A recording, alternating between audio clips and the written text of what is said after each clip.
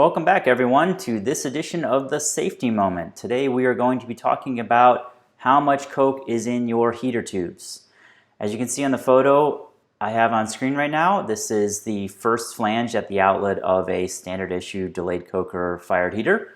When we break apart this flange for cleaning, normally pigging, you often see a layer of coke deposited. Here's a decent example I've taken some years ago. You can see the coke has been laid down over a period of time. You can see some striations, some layers going on there. You can actually get some really interesting information from the layers, which is outside of the scope of this safety moment, perhaps for another discussion. But what we do see is an approximately 13 millimeters worth of coke deposited here, and that is a little bit higher than normal. So we normally try to keep the amount of coke in any individual spot in the furnace below ½ an inch to make the cleaning easier, to make the cleaning more efficient, and to make sure that our temperatures of the metal do not exceed the design allowable limits. So rough numbers is ½ an inch or less is generally what we're seeking at any given point in the furnace, and ¼ inch throughout.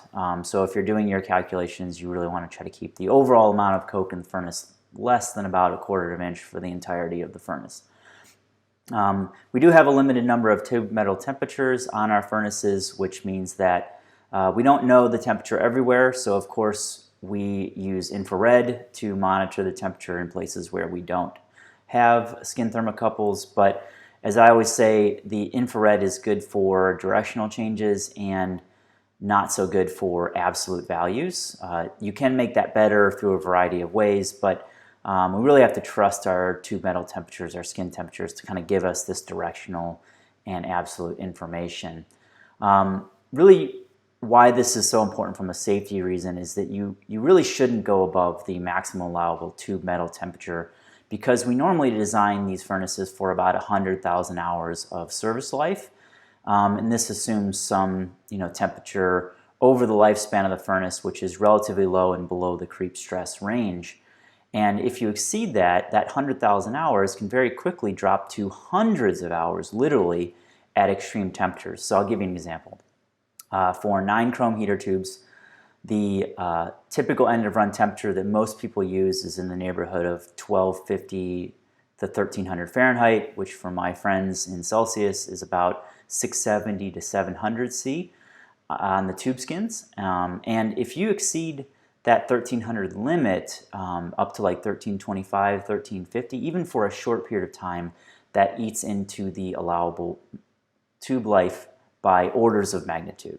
So you definitely don't want to do that, and you want to keep a close eye on those tube skin temperatures and where the coke is depositing with the infrared. So another reason why this is a thing to keep in mind, how much coke is in your heater tubes, because more coke, especially if you online spall, the more coke you have to remove means there's a greater risk of plugging, and if you were to plug a tube, you'll have a hot spot and potentially a rupture as well. So all of this is in the spirit of trying to keep the oil in the tubes, which is what we do all over the refinery every day, all year long. So again, this is something important to know for the tube rupture case during normal operations or online spalling. It is possible to calculate how much coke is in your tubes based on your tube metal temperatures and process conditions. So you need to know things like the fire duty, you need to know things like your flux. This is the average flux and your peak flux if you're going to do a tube by tube calculation. You'll need to know the bulk fluid temperature in each tube, and depending on how your heater was designed, sometimes you have linear rise of temperature throughout your furnace, or you have some sort of non-linearity there. So that's something you need to know. You also need to know what your coil inlet and coil outlet temperature is, again, to sort of apply some ability to know what's happening in each given tube.